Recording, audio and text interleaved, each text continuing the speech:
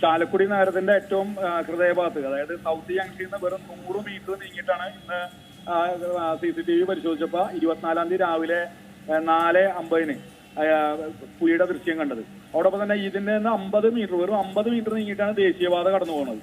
അപ്പൊ ഇത്രയും, അതോടൊപ്പം തന്നെ ജനവാസ മേഖല, ഏറ്റവും കൂടുതൽ ആൾക്കാർ തിങ്ങി താമസിക്കുന്ന ഏരിയ, 4 സെന്റും 5 സെന്റും ഭൂമിയിലാണ് കൂടുതൽ ആൾക്കാർ തൊട്ടടുത്തായിട്ട് താമസിച്ചുകൊണ്ടിരിക്കുന്നത്.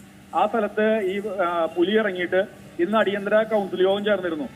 ബഹുമാനായിട്ടുള്ള MLA യും അതോടൊപ്പം തന്നെ DF അടക്കമുള്ള യോഗം ചേർന്നിട്ട് ഇത് അടിയന്തരമായിട്ട് നടപടി സ്വീകരിക്കാൻ അവരിപ്പോഴും ചെയ്തിട്ടില്ല എന്നുള്ളൊരു വിഷമം കൂടിയുണ്ട്. കാരണം ഞങ്ങൾ ഒരു കൂട് സ്ഥാപിക്കൽ പോലും എന്ന് നടത്തുന്നുള്ളത് അവർക്ക് വ്യക്തമായിട്ട് പറയാൻ പറ്റുന്നില്ല. അതോടൊപ്പം തന്നെ ഇത് കൂട് സ്ഥാപിക്കലല്ല വേണ്ടത്, അടിയന്തരമായിട്ട് ഇതിനെ മയക്കുവെടി വയ്ക്കാനുള്ള നടപടി സ്വീകരിക്കണം.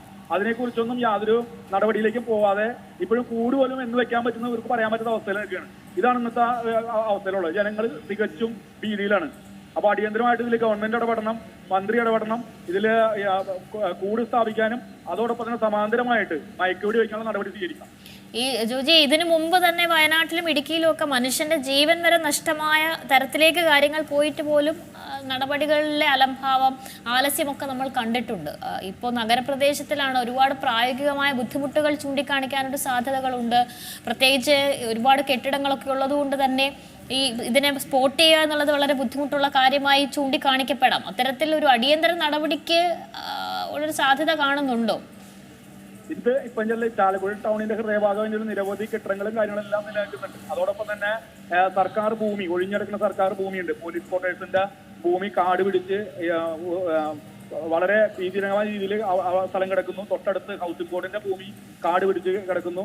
ഈ ഭൂമികളിലൊന്നും അത് അടിയന്തര രീതിയിൽ ശുചീകരണ പ്രവർത്തനം നടത്തണം. അതോടൊപ്പം തന്നെ മയക്കുവെടി വയ്ക്കാനുള്ള സംവിധാനമാണ് ഉണ്ടാക്കേണ്ടത്. അല്ലാണ്ട് ഇനി എന്ന് കൂട് വരുന്നുള്ള പ്രതീക്ഷയിലിരിക്കാൻ പറ്റില്ല. ഇനി ഇവരിവിടെ എന്തോ മെയിൽ അയച്ചിട്ട് എന്തൊക്കെയോ CCF-ന്റെ അനുമതിയായി കിട്ടിയിട്ടൊക്കെ വേണമെന്നാണ് പറയണത് ഇനി കൂട് വെക്കണമെങ്കിൽ. അപ്പൊ അതല്ല വേണ്ടത്, അടിയന്തരമായിട്ട് മയക്കുവെടി വയ്ക്കാനുള്ള സംവിധാനം കൂടി ഉണ്ടാക്കണം. RRT ടീമിനെ അതിന് നിയോഗിക്കണം. ഇതിപ്പോ ഇപ്പോഴുള്ള ഒരു പ്രക്ഷോഭത്തിന് അല്ലെങ്കിൽ ഇപ്പോഴുള്ള പ്രതിഷേധങ്ങൾക്ക് വേണ്ടി അല്ലെങ്കിൽ നടക്കാൻ വേണ്ടി ഒരു നടപടി സ്വീകരിച്ചാൽ പോലും ഇനിയൊരു ശാശ്വതമായ ഒരു പരിഹാരം ആവശ്യമല്ലേ? എവിടെ നിന്ന് ഈ പുലി എത്തി, ഇനി ഇത്തരത്തിൽ പുലികൾ ഇങ്ങനെ വരാനുള്ള സാധ്യതകൾ ഉണ്ടോ തുടങ്ങിയ കാര്യത്തിലുമൊക്കെ നമുക്കൊരു അന്വേഷണം വേണ്ടേ? ചാലക്കുടി മണ്ഡലത്തിൽപ്പെട്ടിട്ടുള്ള കൊരട്ടി ചിറങ്ങരയിൽ, അതായത് ഇന്ന് പുലിനെ കണ്ടിട്ടുള്ള 7 കിലോമീറ്റർ അപ്പുറം അവിടെ ജനങ്ങൾ മുഴുവൻ ഭീതിയിലാണ്. ആ പുലി തന്നെയാണോ ഈ പുലി എന്നുള്ളത് നമുക്ക് സംശയമുണ്ട്. കാരണം ഒരിക്കലും ആവാൻ വഴിയില്ല. കാരണം വെച്ചിട്ടുണ്ടെങ്കിൽ 7 കിലോമീറ്റർ അപ്പുറമാണ്. അതോടൊപ്പം തന്നെ പുഴയുണ്ട്. ഈ 7 കിലോമീറ്റർ അപ്പുറത്തുള്ള ഭാഗത്തൊന്നും പുഴയില്ല. ഞങ്ങളിപ്പോ ഈ പുലിയെ കണ്ടതിന്റെ തൊട്ടടുത്ത് പുഴയുണ്ട്. അപ്പൊ ഒരിക്കലും ആ ചിറങ്ങരയിൽ കണ്ട പുലിയാവൂല. അപ്പൊ നിരവധി പുലികൾ ഈ ഭാഗത്ത് സാന്നിധ്യം ഉണ്ടെന്ന് വേണം നമ്മൾ കരുതാനായിട്ട്. ഏറ്റവും പുതിയ വാർത്തകളും വിശേഷങ്ങളും വിരൽ തുമ്പിലറിയാൻ Zee മലയാളം ന്യൂസ് എല്ലാ ഡിജിറ്റൽ പ്ലാറ്റ്ഫോമുകളിലും ലഭ്യം.